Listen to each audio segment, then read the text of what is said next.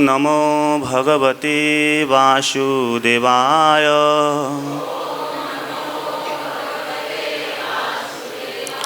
ओम नमो भगवते वासुदेवाय।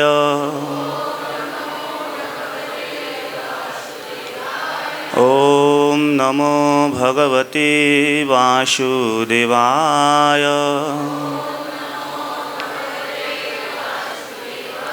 नारायणं नमस्कृत्य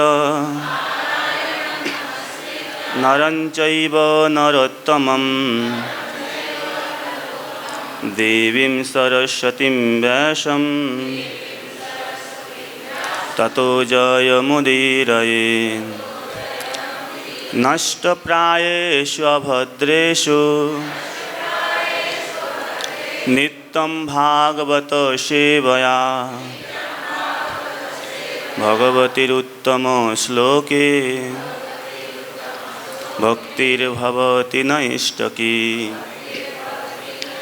मूकं करोति वाचालं पङ्गुं लङ्घयति गिरिं यत्किपातमहं वन्दे श्रीगुरो दीनतारिणम्।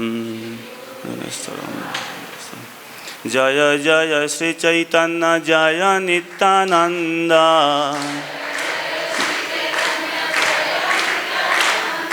जय अद्वैत चंद्र जय गौर भक्तवृंद।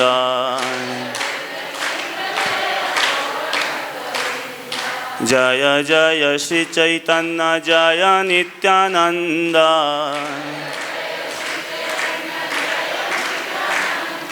जय अद्वैत चंद्र जय गौर भक्तवृंद। जय चैतन्य महाप्रभु की। आज हम लोग पाठ का श्रवण करेंगे आदि लीला अध्याय 2 श्लोक संख्या 26। ज्ञान जोगो मार्गे तारे भजे जेई सब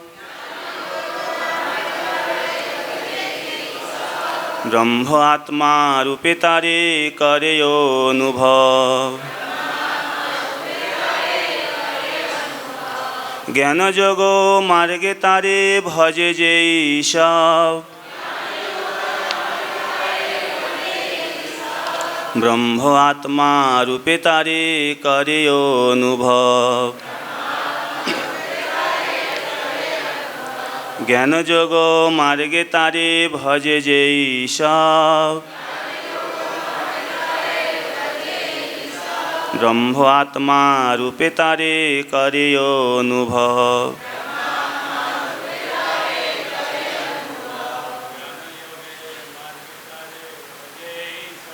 ज्ञान जोगो मार्गे तारे भजे जेई सब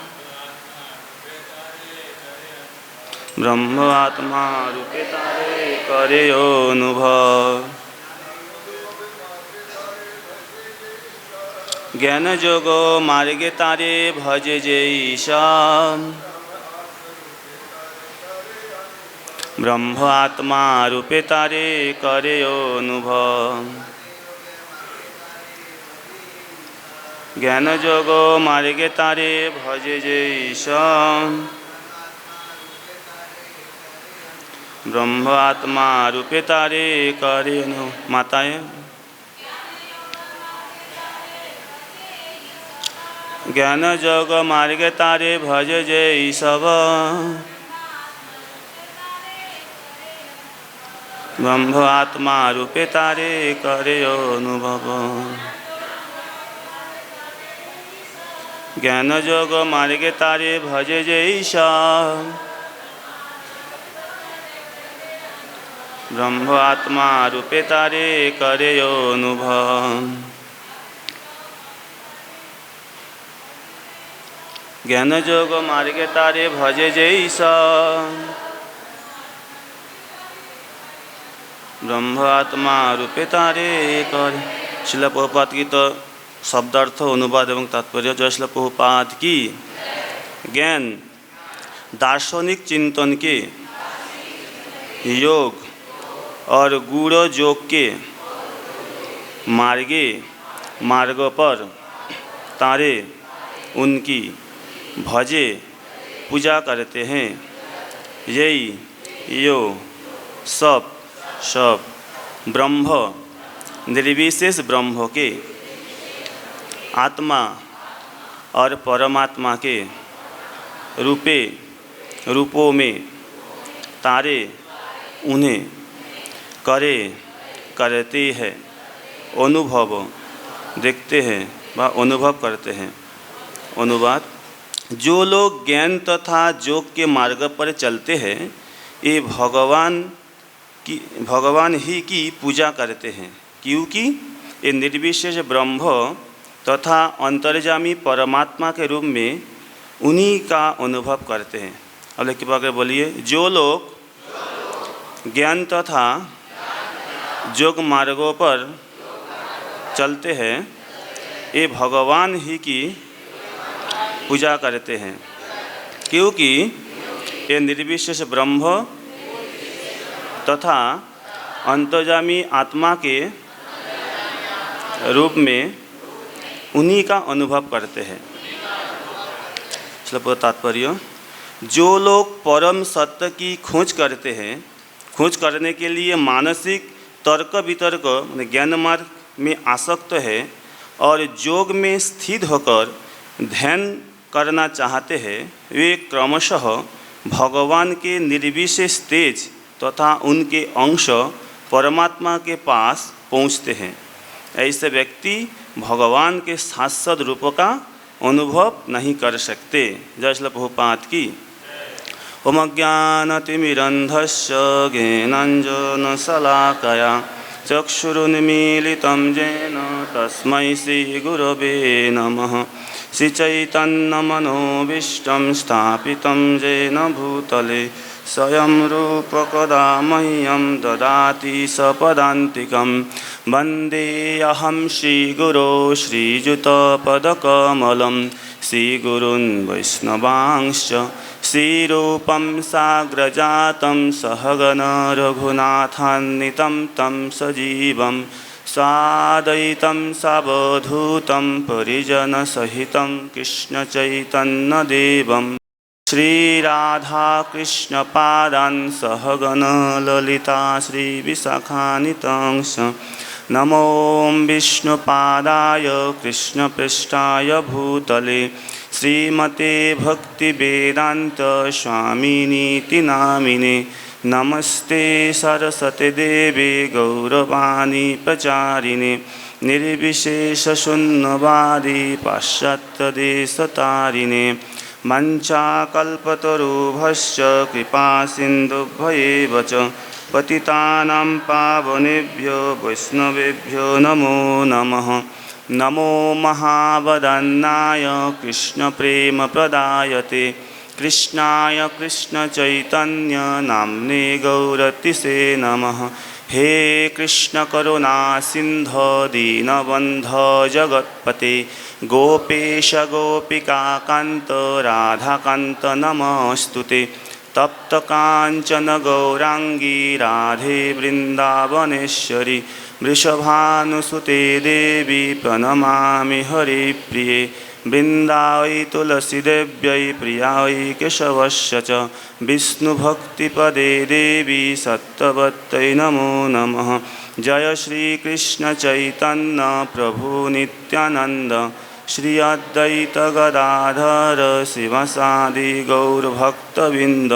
हरे कृष्ण कृष्ण कृष्ण हरे हरे हरे राम राम राम हरे हरे। भूतैर्महद्भिर्यैमा पुरो विभो निर्मायसे ते जदमुषु पुरुष। मुक्ति गुणान् षोडशात्मकः सोऽलङ्कृशिष्ट भगवान् वचांसि मे। सोऽलङ्कृशिष्ट भगवान् वचांसि मे। हरे कृष्ण। आज हम लोग पाठ कर श्रवण करें चैतन्य चरितामृत। अध्याय का नाम क्या है ना? पूर्ण पुरुषोत्तम भगवान श्री चैतन्य महाप्रभु। इस अध्याय में कृष्णदास कविराज गोस्वामी चैतन्य महाप्रभु के जे भगवत तत्व का निरूपण किया है। जो चैतन्य महाप्रभु जो स्वयं ब्रजराज नंद महाराज के पुत्र श्री कृष्ण हैं, इस अध्याय में इसको स्थापित किया है। जे चैतन्य गोसाई रे तत्व निरूपण स्वयं भगवान कृष्ण ब्रजेंद्र नंदन। ये ब्रह्मा के एक दिन होता है 432 कोटि वर्षर, रात्रि भी समाप्राण होता है। और ब्रह्मा का एक दिन में 14 मनु राजत्व करते हैं। तो तुम्हें नाम मालूम है, जे स्वयंभू, सरचिश, उत्तम, तामस, रैवत, अरे चाक्षुष, वैवसत, सावर्णी, ब्रह्म सावन, इस सबके पूरा आते हैं 14 मनु। ये 14 मनु का राजत्व काल होता है 71 71 चतुर्युग। और सत्य, त्रेता, दापर, कली, ये 4 युग मिलके एक चतुर्युग व दिव्य युग होता है। इस प्रकार जे सप्तम मनमंत्र, जे वैवसत मनमंत्र, जो 28वां चतुर्युग जो अभी जो चल रहा है, इस चतुर्युग में दापर के अंत में स्वयं श्री कृष्ण आविर्भूत होता है। और इसका बाद ही ठीक कली के युग संध्या में चैतन्य महाप्रभु प्रकट होता है। तो क्या समझ में आया? जे ब्रह्मा का एक दिन में, या बोल सकते जे 14 मनु का राजत्व काल में भगवान श्री कृष्ण एवं चैतन्य महाप्रभु एक बार प्रकट होता है। तर ब्रह्मा का अर्थ क्या है? दिन रात, ब्रह्मा का 12 घंटा में एक दिन एवं 12 घंटा में एक रात्रि, माने 432 864 कोटि वर्षों के बाद एक बार कृष्ण आते हैं एवं श्री कृष्ण आते हैं।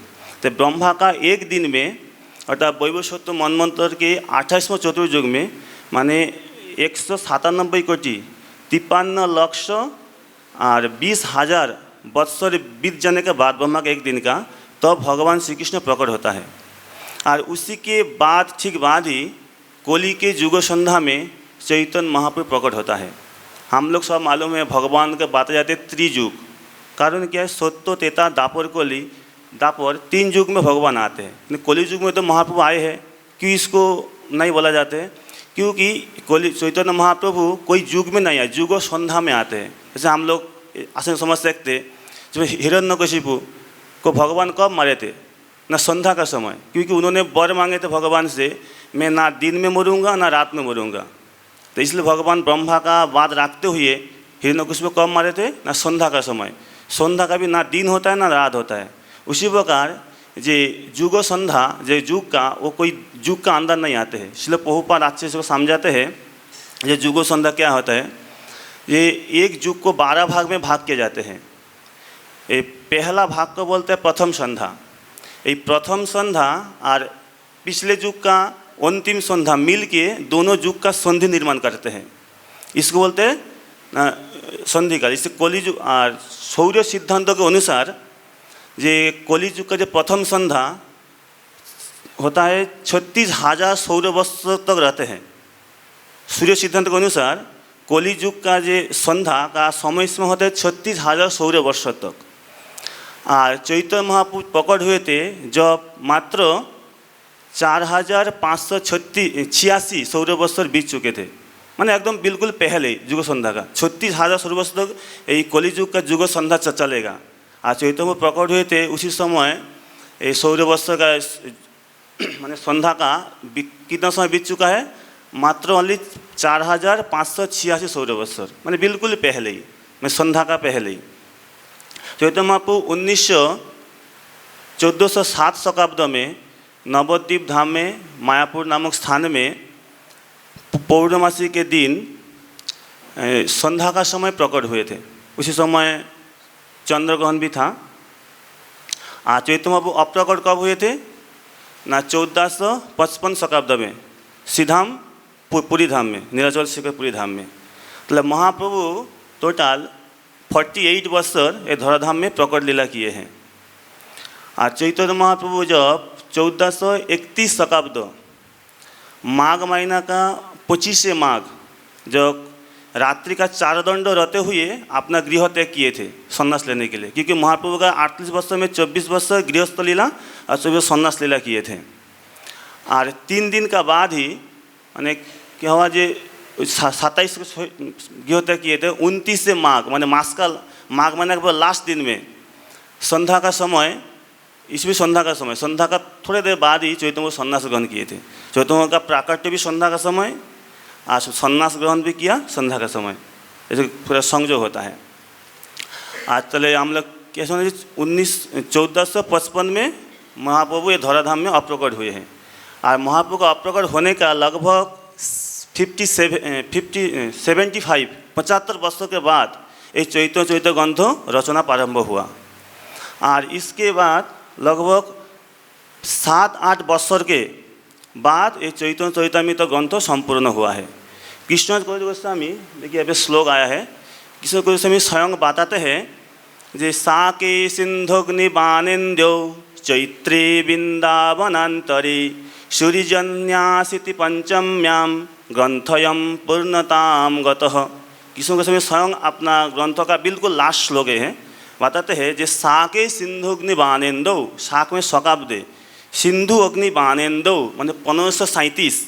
और मालूम ये इसका माने कवि का कवित्व से लिखा है, इसको समझना पड़ेगा। सिंधु माने क्या, जो 7, अग्नि का अर्थ क्या 3, सिंधु 7 समुद्र मालूम है, जे लवन समुद्र, सुरा समुद्र, 7 समुद्र। ये बचपन में पढ़ाई करते थे, 1 चंद्र 2 पक्ष 3 नेत्र 4 वेद।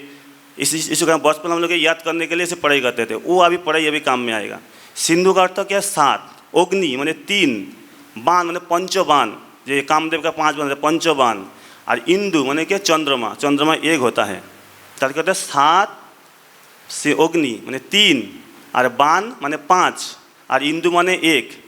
ये जो इसका गणना इस राशि गण हिसाब से किया है कृष्ण गोस्वामी। जो राशि का गणना होता है अंकस्य वामागति, हम लोग क्या डान दिख से लिखते हैं, लेकिन राशि गणना वाम दिख से होता है। पहला अक्षर लिख के इसका वाम दिख से लिखने से जो अक्षर होता है वो राशि गणने किए जाते हैं। तले क्या सिंधु, तले पहले 7 लिख दीजिए, इसके बाद क्या इंदु माने 3 बाएं तरफ लिखिए। अब अग्नि 3 और बाण 5 और इंदु 1, तो 1537 हुआ। 7 3 5 1 1537 है, 1537।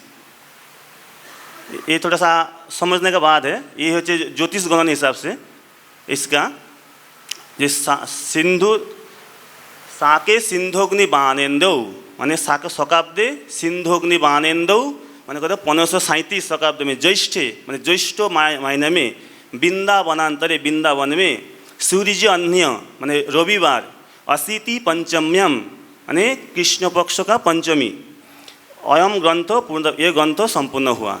माने कृष्ण गोस्वामी स्वयं बताते हैं जे 1537 शकाब्द में ज्येष्ठ मास में वृंदावन धाम में रविवार और कृष्ण पंचमी तिथि में ये ग्रंथ संपूर्ण हुआ है। और ये ग्रंथों का संपूर्ण करने का साथ साथ श्रील प्रभुपाद का जो चरित्र ग्रंथों का बहुत मेल खाते हैं अंतों का। इसलिए जो बताया जे श्रील प्रभुपाद जो चरित्र ग्रंथ जो रचना किए हैं, श्रील प्रभुपाद भी जब ग्रंथों का समाप्त किया है, श्रील प्रभुपाद समाप्त किया 10 नवंबर 1974 ख्रीष्टाब्द में, अर्थात 10 कार्तिक 488 बंगाब्द में कि कृष्ण पक्ष के रमा एकादशी का दिन रविवार, श्रील प्रभुपाद भी रविवार और कृष्ण पक्ष में ख़त्म किया है।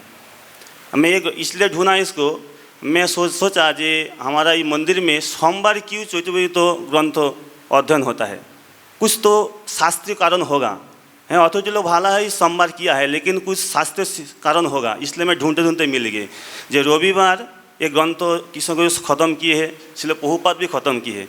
ख़त्म होने के बाद ही शुरू होता है ना, सोमवार से इसलिए शुरू हुआ। एक विशेष एक महात्मा है इसका। चैतन्य महाप्रभु चैतन्य ग्रंथ स्वयं हम लोग अथॉरिटी में मन में दिए हैं जी आप लोग सोमवार कीजिए, कारण क्या रविवार मेरा ख़त्म हुआ है, इस सोमवार से पठन होगा इस हिसाब में।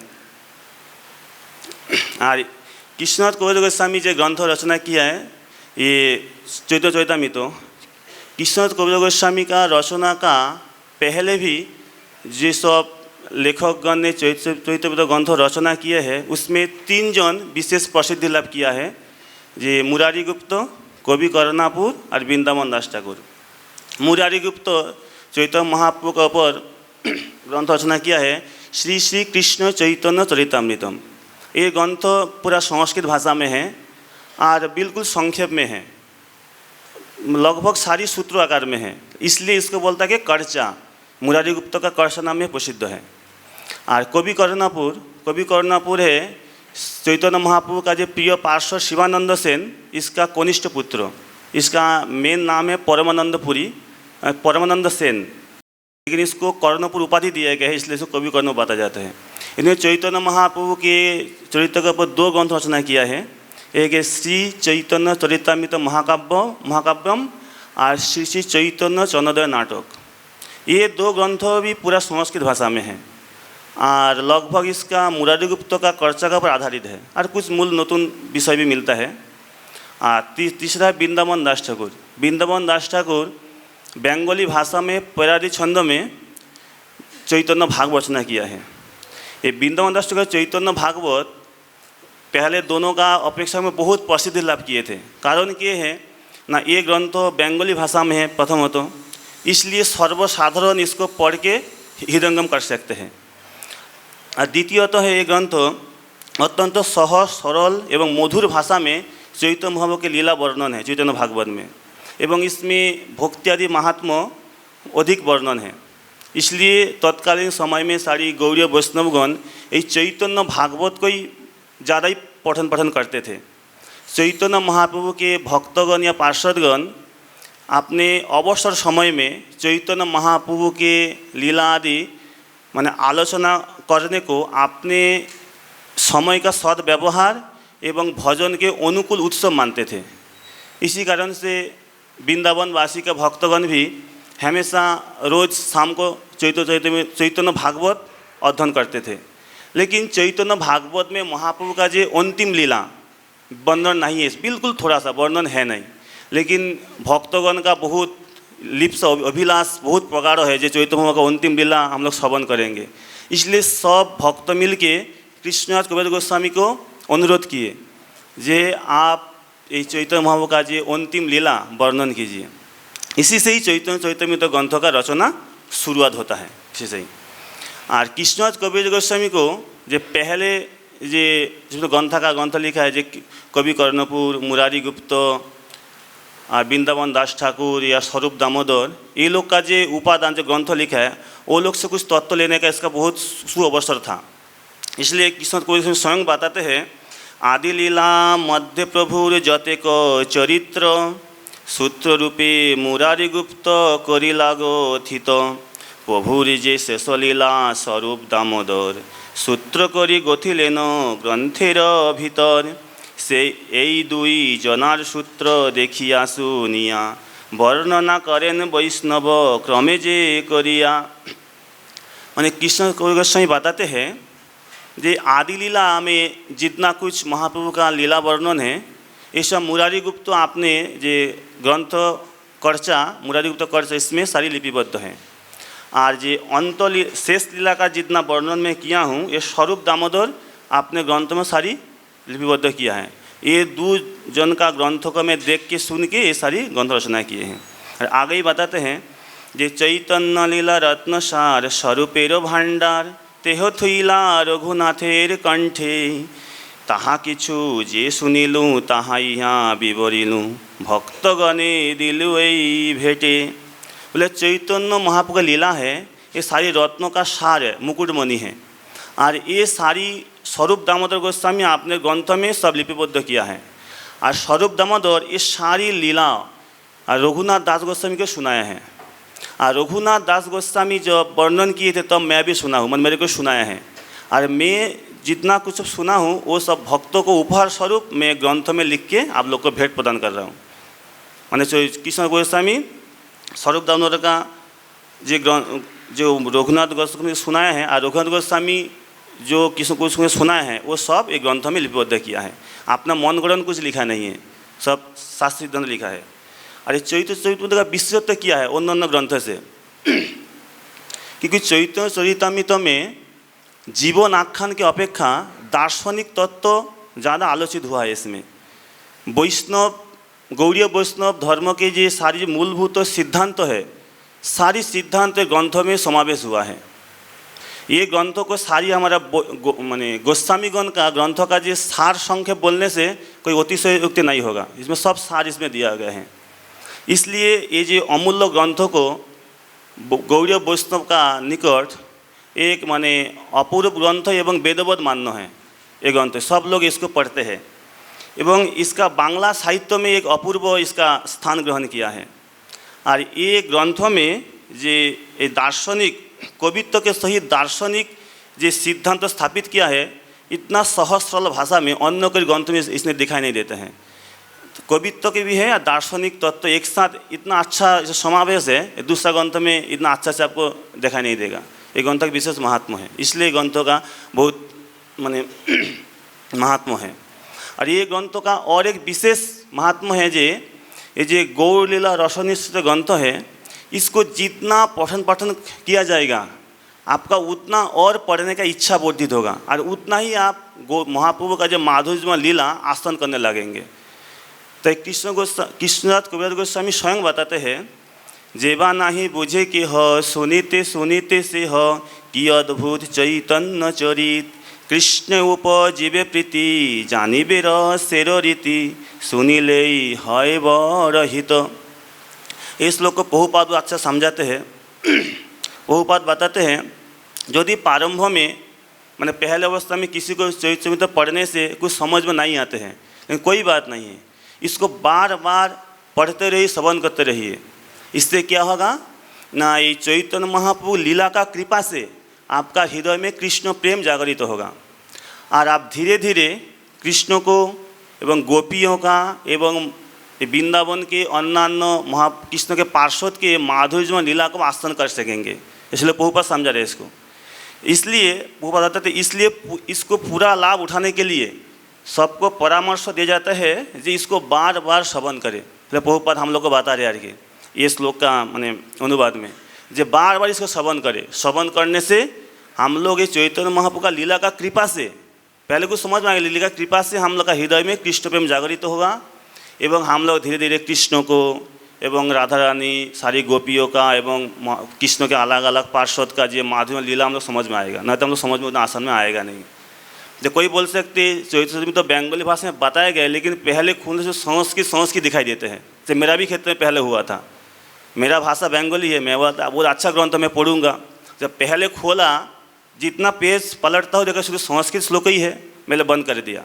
कुछ समझ में आया नहीं पहले, फिर बाद में जो समझ में आया तो मैं इसको पढ़ने लगा। किशोर कबीर सिंह बताते हैं, भागवत श्लोकमय टीकातार संस्कृत है तबु कईछे बुझे त्रिभुवन इहा श्लोक दुई चारि ताहा व्याख्या भाषा करी केन नाही बुझे त्रिभुवन सर्वजन।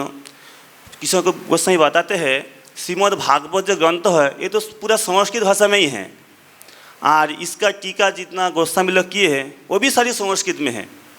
तो फिर भी सारा विश्व सारा जगत भागवत तो कैसे पठन करे, कैसे समझ रहे हैं। और मेरा एक ग्रंथ में थोड़ा सा ही 2-4 संस्कृत में श्लोक दिया हूँ, फिर भी ये जितना श्लोक में लिखा हो संस्कृत में, ये सारी श्लोक का बाद ही में बंगाली भाषा में पर्यादी छंद में सारी इसको व्याख्या कर दिया हूँ। तो क्यों नहीं सर्वजन समझ में आएगा?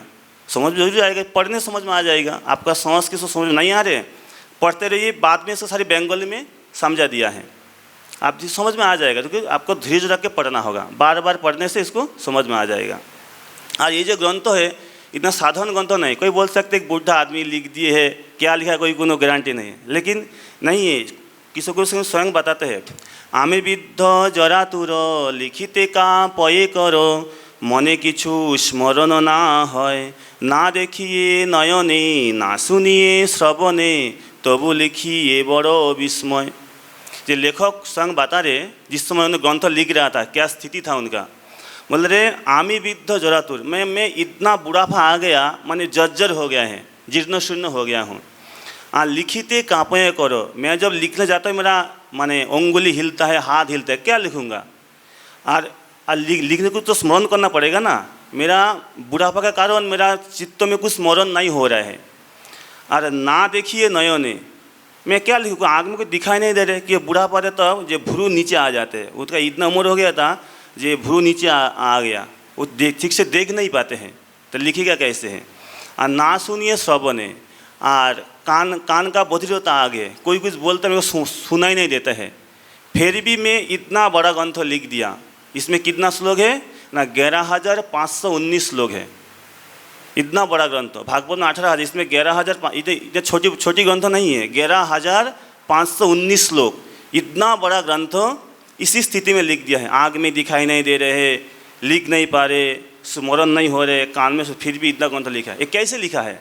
उन्होंने खुद लिखा है? नहीं है। जैसे हम जानते हैं जे बलदेव विद्याभूषण जे गोविंद भाष्य ग्रंथ लिखा है, आपने बल से लिखा है? नहीं, ये गोविंद देव का कृपा से। जैसे शिल प्रभुपाद जितना ग्रंथ लिखा है, शिल प्रभुपाद खुद लिखा है। एक रिपोर्टर एक बार शिल प्रभुपाद को पूछा था, शिल प्रभुपाद आप क्या ये ग्रंथ खुद लिखे हैं? शिल प्रभुपाद बोले, Krishna is prompting, I am writing. Krishna ने कहा है, मैं लिखा हूँ। राइटर को समझ, क्या बात बोल रहे, कुछ समझ में आया नहीं। फिर प्रभुपाद बोला, कृष्ण ने कहा है, मैं लिखा हूँ। फिर राइटर के समझ, क्या बता रहे प्रभुपाद। तो अब तमाल कृष्ण महाराज वो रिपोर्टर को समझाना चाह रहे, नहीं नहीं, मेरा गुरु महाराज ये बोलना चाह रहे, भगवान तो परमात्मा में सबका हृदय में है, परमात्मा रूप में हृदय में अनुप्रेरणा दिया प्रभुपाद लिखा है। प्रभुपाद बोले, नो स्पेकुलेशन, कोई मंतव्य मत कीजिए, मैं बोला हूँ ना, कृष्ण ने कहा है, मैं लिखा हूँ। शिल प्रभुपाद बोलना चाह रहे, ये ग्रंथ मैंने खुद नहीं लिखा हूँ। इसका प्रमाण क्या है? देखिए, शिल प्रभुपाद, कोई भी लेखक अपना ग्रंथ कभी नहीं पढ़ते हैं जो लिखते हैं, क्योंकि खुद लिखा सब जानते हैं क्या पढ़ेगा। लेकिन शिल प्रभुपाद अपना ग्रंथ बार बार पढ़ते थे, एवं भक्त बोला आप पढ़िए, और शिल प्रभुपाद सुनते थे, घंटों घंटों सुनते थे। ये सुन के प्रभुपाद अबाक हो, अरे इतना अच्छा ग्रंथ। जैसे हम लोग जितना जो वैदिक शास्त्र ग्रंथ हम लोग बोलते कौन लिखा है? व्यासदेव। तो व्यासदेव लिखा है? लिखा तो है गणेश। तो हम लोग क्यों बोलते हैं व्यासदेव लिखा है? क्योंकि जो बोलते हैं वही मेन होता है, जो लिखता है। जैसे नहीं, जैसे कोई ग्रंथ लिखा है, ये इसको प्रिंटिंग कौन करते हैं? प्रेस करते हैं। कोई बोलता है जो प्रेस वाला ग्रंथ लिखा है? नहीं। उसी प्रकार जो मेन है, जिसे कृष्ण ने कहा है माने और प्रभुपाद लिखा है, यही मेन है। इसी प्रकार ये जो ग्रंथ है चैतन्य चरितामृत, ये कृष्ण गुरु गोस्वामी अपना बल से खुद नहीं लिखा है, स्वयं चैतन्य महाप्रभु उनको शक्ति दिया है, ताकत दिया, इसलिए इतना ग्रंथ लिख पाए। इसलिए ग्रंथों के मामूली नहीं है। एवं कृष्ण गुरु गोस्वामी सारी जितना बंगाली भाषा में लिखा है उसका सारी प्रमाण दिए, शास्त्र का प्रमाण दिए है। कोई प्रमाण छोड़ के खुद आपने लिखा नहीं, क्योंकि उन्हें जानते थे ये बंगाली भाषा में लिख रहा हो, कोई इसको प्रमाणिक कैसे समझेगा। इसलिए शास्त्रों से सब जगह में इसको समझ में कोड दिया। इसलिए बताया ना, ये सारी हमारा गौड़ीय सिद्धांतों का माने सार है। इसमें हमारा गौड़ीय में जितना सिद्धांत है सब ग्रंथों में है। कोई यदि यही एक ही ग्रंथ अच्छे से पढ़ेगा, सारी सिद्धांत इसमें मिल जाएगी, सारी ग्रंथों का सार इसमें समावेश है। फिर ध्यान से पढ़ना पड़ेगा। इस अध्याय में चैतन्य महाप्रभु परतत्व का निरूपित किया गया है। लेकिन जे अन्य संप्रदाय में परतत्व का ऊपर विभिन्न मत है, अलग अलग मत है। ये सारी मत को खंडन करके चैतन्य महाप्रभु जे परतत्व, इसको स्थापित करना एक बहुत कठिन व्यापार है, इतना आसान नहीं है। लेकिन चैतन्य महाप्रभु कृपा होने से ये कार्य बहुत आसान हो जाते हैं। इसलिए ये अध्याय का प्रारंभ में कृष्णदास कविराज गोस्वामी स्वयं माने चैतन्य महाप्रभु को कृपा के लिए प्रार्थना करते हैं। श्री चैतन्य प्रभुं वंदे बालोपि जद अनुग्रहात् तरेन्नानामतग्राह व्याप्तम सिद्धांत सागरम। बोले श्री चैतन्य प्रभुं वंदे, मैं चैतन्य महाप्रभु को वंदना करता, प्रणाम करता, प्रार्थना करता हूँ। जे जत अनुग्रहात्, जिसके कृपा से, जिसके अनुकंपा से, जिसका अनुग्रह से बालोपि, एक अबोध बालक भी, जे नाना मतग्राह व्याप्तम, जे विभिन्न मदरूपी मगरमा स्वरूप ये समुद्र में सिद्धांत सागर को आसानी से पार कर जाते हैं। कि चैतन्य कृपा होने से ये सिद्धांतों को ठीक से समझ पाएगा, आज ये अलग अलग सिद्धांतों को लांग आसानी से कर पाएगा। लेकिन चैतन्य महाप्रभु का लीला कीर्तन करने से उनका कृपा प्राप्त होता है, एवं कि उनका लीला का कृपा से ही हम लोग का हृदय में चैतन्य महाप्रभु का तत्व स्फुरित एवं अनुभूत होता है। लेकिन जीव अपने प्रयास से व अपने चेष्टा से भगवान का नाम रूप गुण लीला स्मरण या उच्चित कर नहीं सकते हैं। श्रील रूप गोस्वामी बताते हैं अतः श्री कृष्ण नामादि न भवेद ग्राह्यम इंद्रियो सेवन मुख ही जियादो स्वयमेव स्फुरत तद। श्री कृष्ण के नाम रूप गिना, नाम रूप गुण लीला, ये कोई हम लोग का जोड़ियों इंद्रियों से हम लोग उचित कर नहीं सकते हैं। लेकिन हम लोग जब उसका सेवा करने की इच्छा से, माने उसका कीर्तन करने का जप करने की इच्छा करते हैं, तो नाम कृपा करके हम लोग का जिह्वा में स्फुरित होता है। हम लोग की शक्ति नहीं है जो भगवान का नाम करने का, नाम कृपा कर हम जिह्वा में नित्य करते हैं व जिह्वा में स्फुरित होता है। चलो हमने क्या समझा जे लीलाई स्वयं कृपा करके हम लोग का हृदय में व जिह्वा में स्फुरित होता है। इसलिए कृष्ण गोस्वामी जो तो हम लोग का जिह्वा में हमेशा भगवान का लीला स्फुरित हो, नाम स्फुरित हो, इसलिए प्रार्थना किया है नाम का प्रभु का ऊपर, लीला का ऊपर। जे कृष्ण कीर्तन गान नर्तन कला पाथो जो निभ्राजिता सदभक्ता बोली हंस चक्र मधुप सेनी विहारास्पदम चै कर्णानंदी कलध्वनिर्वहतु मे जिह्वा मोरु प्रांगणे श्री चैतन्य दयानिधे तबलसत लीला सुधा शरधुनी। लेखक बताते हैं जे हे दया के सागर, हे दया के निधि चैतन्य महाप्रभु, कृष्ण विषयक जे संकीर्तन नाम लीला व विभिन्न कला जे प्राथोजनी भ्राजिता जे पद्मफूल सदृश शोभावान सदभक्तावली शुद्ध भक्तों के समूह सदृश हंस चक्रवाक मधुरगण का जो बिहार स्थान है, और कर्णानंदी हमारा कान में आनंद प्रदान करने वाला जे अस्फुट कल कल ध्वनि स्वरूप आपके जे उज्जवल रूप जे यहाँ लीला सुधा सरधुनी, आपके उज्जवल लीला स्वरूप जो अमृत गंगा मैं जिहा मरुपांगने, मेरा जिहा रूप मरुभूमि में बहुत बहने दीजिए। जैसे मरुभूमि में कभी माने जल गिरने से सूख जाते हैं, लेकिन जब हमेशा कोई नदी प्रवाहित होगा तो वो सरस रहेगा। उसी प्रकार हम लोग का जो जड़ो जिहा ये वो माने सूखा हुआ है, इसमें भगवान का जब लीला हमेशा उच्चरित स्फुरित होगा तब हम लोग का इसका सरस होगा, तब हम लोग का भगवान की कृपा प्राप्त होगा। इसलिए प्रार्थना किया है। उसी प्रकार हम लोग भी चैतन्य पढ़ने का पहले ऐसे ही प्रार्थना करना चाहिए, तब हम लोग का हृदय में अपने आप ये लीला स्फुरित होगा। क्योंकि हम लोग का तो शक्ति नहीं है भगवान का नाम रूप गुण लीला कीर्तन करना स्मरण करना, उनका कृपा होने से हम लोग कर सकते हैं। इसलिए प्रार्थना ही मुख्य है। प्रार्थना करने से हम लोग का अपने आप लीला का कृपा से, भगवान की कृपा से हृदय में स्फुरित होगा। इस अध्याय में ये मुख्य करके जो कृष्ण गोस्वामी सबसे पहले 14 मंगलचरण किया है, ये मंगलचरण का जो तीसरा मंगलचरण है उसका ही माने व्याख्या है दूसरा अध्याय का संपूर्ण। ये तीसरा मंगलचरण क्या था?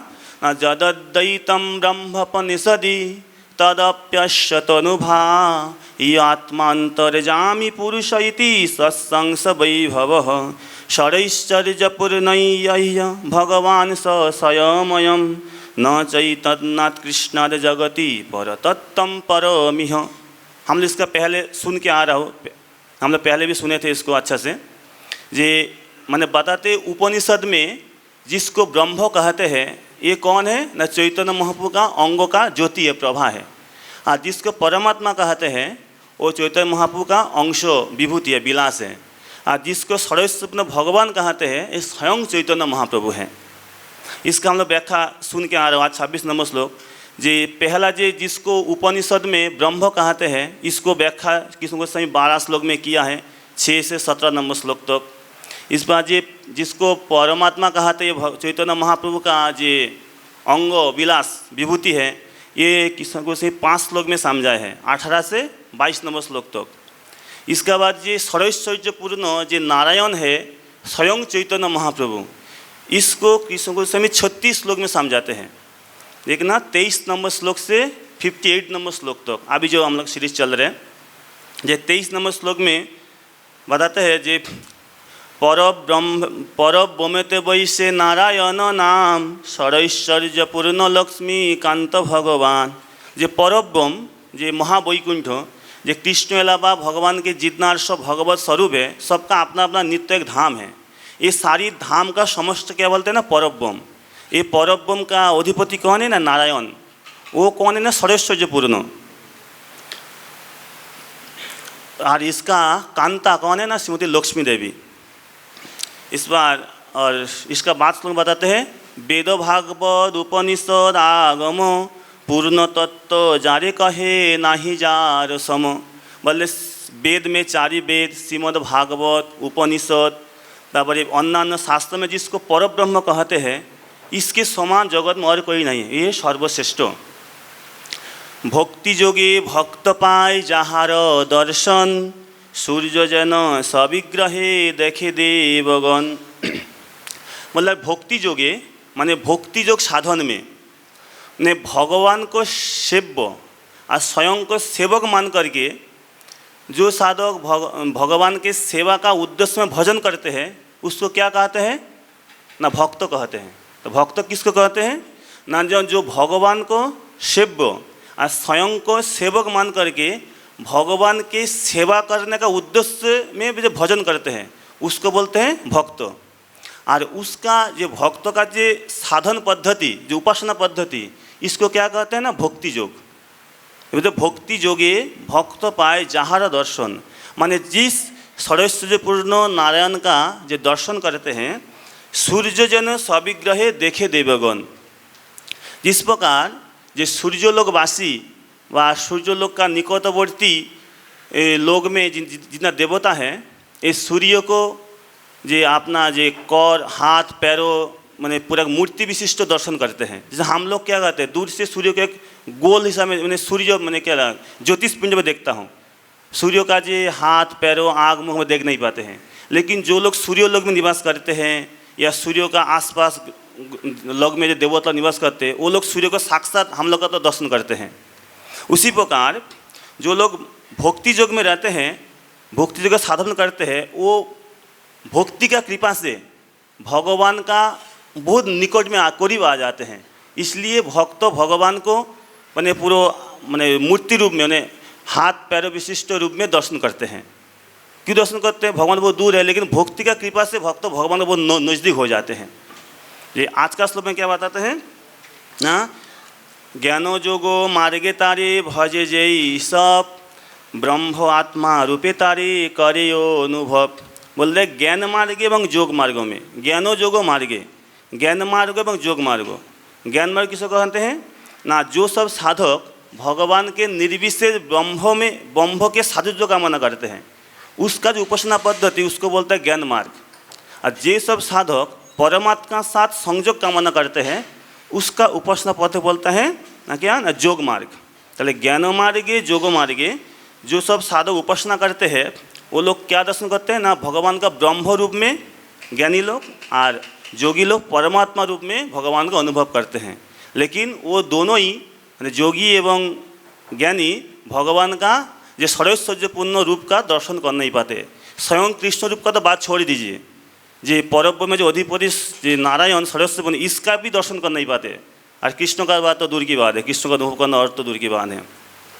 ताले इसको हम आज से समझ सकते हैं। पहले श्लोक में इसको सूर्य का उपमा देके समझाए हैं। हम लोग को व्यवहारिक एक अच्छा तरीका समझ सकते हैं। जैसे एक गोल चिपनी का अंदर कोई दिया जला के रखा है। जब दूर से हम लोग को दिया के देखते हैं, क्या देखता हूँ ना चिपनी को देख पाता हूँ, ना दिया को देख पाता हूँ। क्या देखता हूँ ना, एक गोल शुद्ध लाइट देखता हूँ।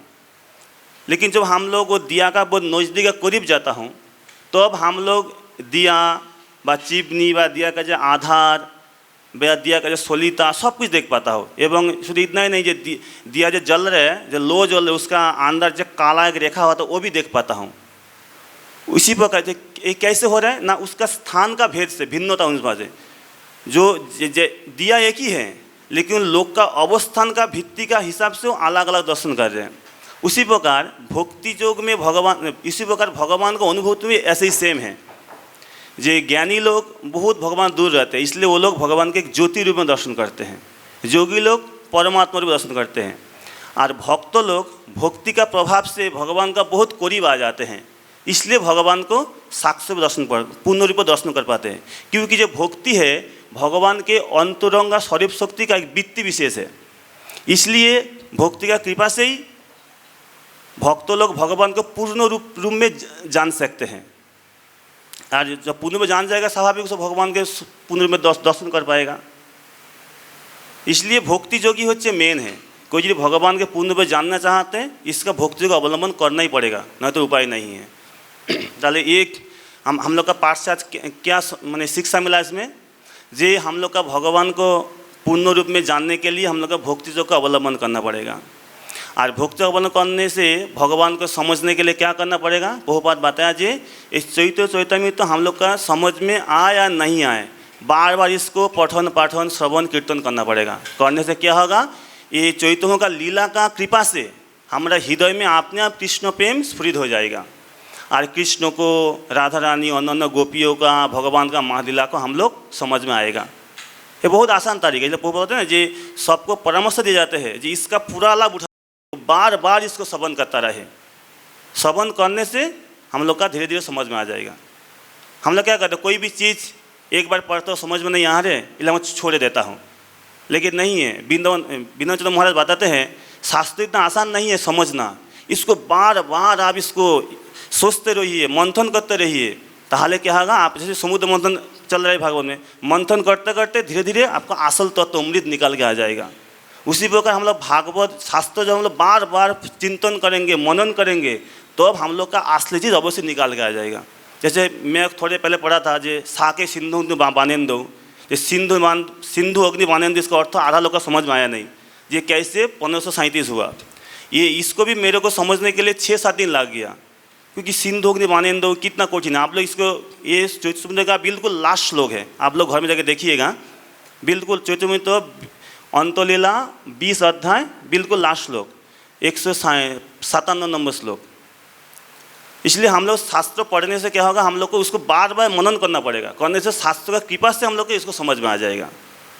इसलिए हम लोग धीरज रखना पड़ेगा, धीरज ही मेन होता है। इसलिए वृंदावन चंद्र महाराज का माने कृपा से मैं भी ऐसे ही चेष्टा करता हूँ बार बार इसको समझने के लिए। इसलिए हम लोग भी ऐसे ही बार बार इसको पढ़िए, बार बार मंथन कीजिए। करने से अवश्य हम शास्त्रों को समझ में आ जाएगा। क्यों नहीं आएगा, सबका आ रहा है, हम लोग क्यों नहीं आएगा। भागवत का भक्त का कृपा हो जाएगा आसानी से।